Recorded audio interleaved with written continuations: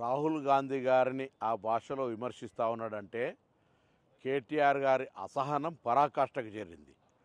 అసహనములో నీ ఓపికను కోల్పోయి నీ ఓటముల పరంపర కొనసాగే సందర్భంలో రాహుల్ గాంధీ గారిని విమర్శించడం ద్వారా పెద్దోడు అవుతున్నాం అనుకుంటున్నాం.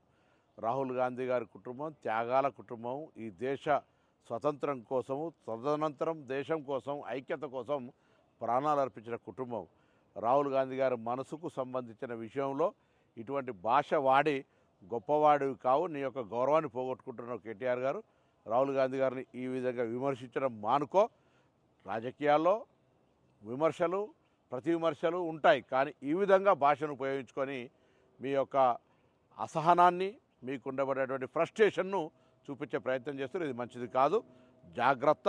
రాహుల్ గాంధీ గారిని మరొకసారి ఈ విధంగా వ్యవహరించినట్టయితే తప్పకుండా ఇప్పటికే ప్రజలు అనేక సందర్భాల్లో బుద్ధి చెప్పారు, మళ్ళా ప్రజాస్వామ్యం ద్వారా అనేక సందర్భాల్లో బుద్ధి చెప్పడానికి సిద్ధంగా ఉంటారు. మంచిది కాదు కేటీఆర్ గారని హెచ్చరిక చేస్తా ఉన్నాం.